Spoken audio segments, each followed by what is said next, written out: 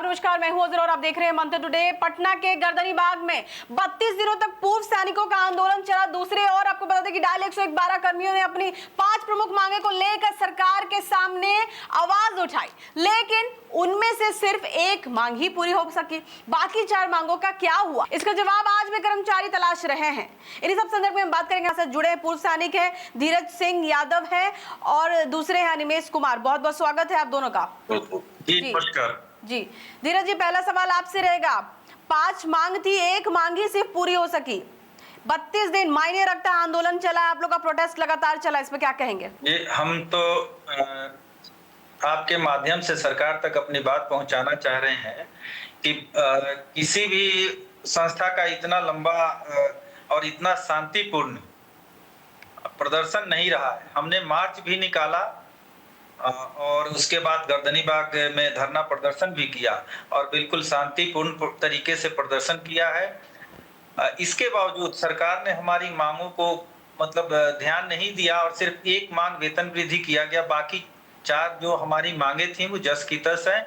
और दूसरी तरफ क्या किया हमारे साथ कि हमारे 11 लोगों को जो आंदोलन में शामिल थे, जिनमें मैं भी हूँ, हम लोगों को निकाल दिया गया विभाग से। और आज देखिए कि हम किस हाल में हैं। सरकार से हमारी गुजारिश है कि इस पर विचार करते हुए, क्योंकि हमने कोई गलत काम नहीं किया। हम अपनी मांगों को लेकर संवैधानिक तरीके से, जब शासन प्रशासन कोई नहीं सुनता है तो हमें संविधान ये हक देता है कि हम अपनी बातों को रखने के लिए धरना प्रदर्शन का सहारा लेते हैं। तो इस तरह से हम लोगों की सिर्फ एक मांग मांगी गई है, सिर्फ और जो मतलब सैलरी में थोड़ा इंक्रीमेंट आया, बढ़ाओ, ठीक है। अनिमेश जी, आप क्या कहेंगे? काफी लोग, काफी कर्मचारी को जो हटा दिया गया, इस पे आप क्या कहेंगे? बहुत बहुत धन्यवाद मैम आपका। डायल 112 में सभी कर्मी जो कार्यरत थे, उनमें से कुछ चंद लोगों को ही क्यों हटाया गया, जिसमें से मेरा नाम अनिमेश कुमार हुआ। और भी कई हैं, कई जिले से भी हैं जिनको हटा दिया गया। और जहां हम लोगों ने अपना पक्ष रखा और जहां भी गए वहां से हमें धिक्कार मिला। या आपका ना 112 में होगा, ना किसी और सरकार राज्य की जो भी अनुबंध के ऊपर काम है, उसमें से किसी में भी आप लोगों को नहीं लिया जाएगा। तो ये तो बहुत गलत हो रहा है हम लोगों के पास, हम लोगों के साथ में।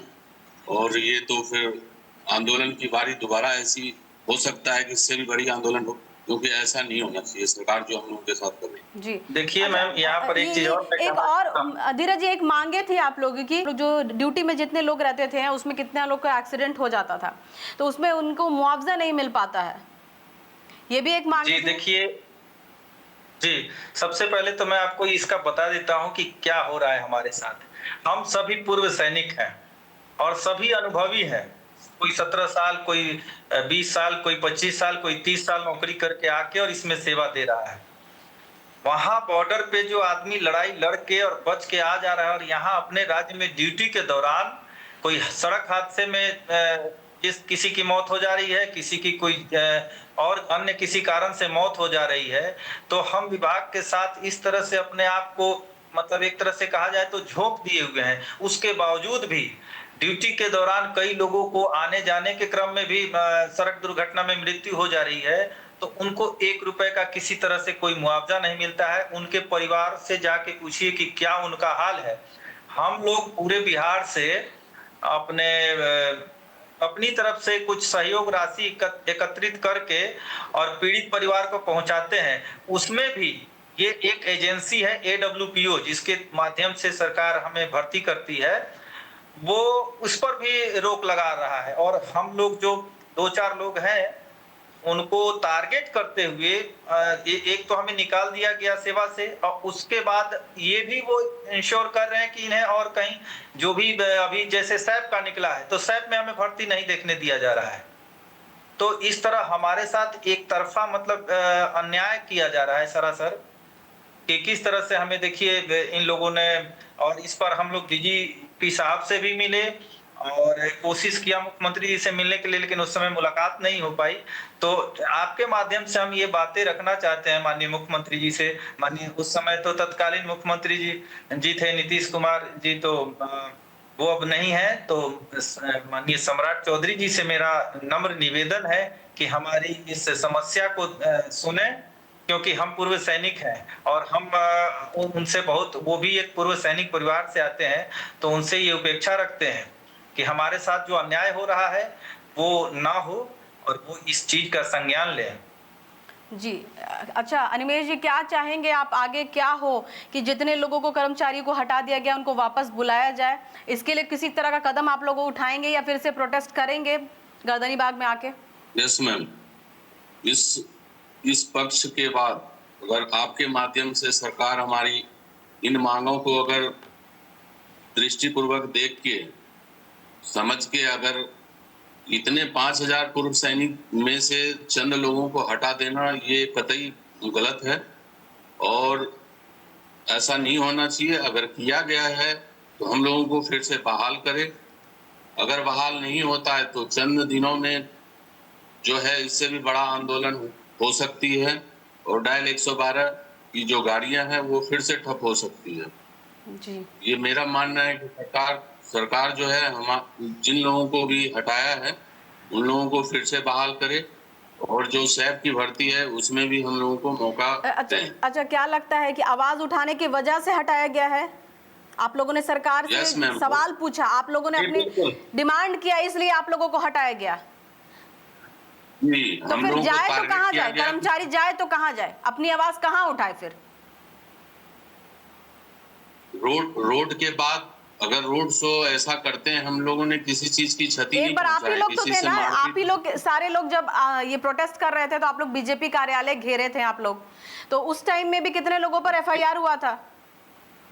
देखिए मैम, ये इस तरह से इसको प्रदर्शित किया जा रहा है कि हमने घेराव किया, ये हमने घेराव नहीं किया था मैम, और इसको गलत प्रचारित किया गया है। हम बीजेपी कार्यालय पहुंचे जरूर थे और वहां से जैसे हम लोग वहां पे पूरा मीडिया की टीम भी वहां रहती है, तो हम कारगिल चौक की तरफ जा रहे थे, तो वहां बीजेपी कार्यालय के पास हमें रोककर मीडिया के बंधु लोग ने हमसे पूछा कि भाई किस चीज का आप लोग आंदोलन निकाल रहे हैं, क्या प्रोटेस्ट कर रहे हैं, आप लोगों को क्या ये है? तो हम लोग वहां बात करने लगे बीजेपी कार्यालय के सामने, तो इतने में वहां पे फोर्स आ गया और हम लोगों को वहां से खदेड़ने लगे। डीएसपी कृष्ण मुरारी प्रसाद जी थे, अंजू मैम थी, वो सब लोग हमको माने वहां डिटेन करने की कोशिश करने लगे। तो हमारे जवान क्या है कि वहीं रोड पर बैठ गए। तो ये हम लोगों का कहीं घेराव का मकसद नहीं था, मंशा नहीं था कि हम लोग बीजेपी कार्यालय का घेराव करेंगे।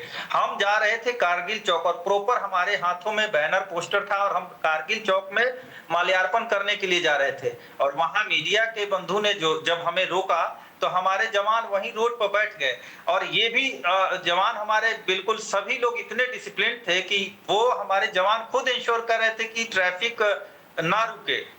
तो मतलब इतना किसी को बाधा ना, किसी को तकलीफ ना हो आप लोगों के आंदोलन की वजह से। जी, हमने हमारे जवान खुद जो प्रोटेस्ट कर रहे थे उनमें से 2-4 लोग खड़े होके और ट्रैफिक को संचालन कर रहे थे कि वहां स्मूथ ट्रैफिक रहे। लेकिन इसके बावजूद फिर भी एफआईआर हुआ ना, कि उसके बावजूद भी उन्होंने कहा कि यहाँ धारा 144 लगा हुआ है, लेकिन हमें इस चीज का पता भी नहीं था और हमारी कोई मंशा भी नहीं थी कि हम वहां पे प्रोटेस्ट करेंगे। लेकिन जैसे ही वहां मीडिया भाइयों से बात करने लगे, सबने हमें डिटेन करने के लिए वहां घेर लिया और वो बैरिकेड्स की तरफ उधर साइड में ले जा रहे थे, लेकिन हमारे जवान बोले कि नहीं, वहीं रोड पे बैठ गए।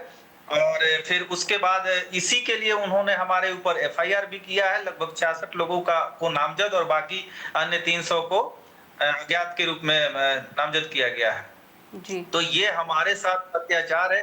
देखिए, डीएम कार्यालय के लोग भी धरना पे बैठे थे और हमारे जो होम गार्ड के लोग थे उन सब लोगों को भी। तो ऐसा व्यवहार सिर्फ हमारे साथ क्यों?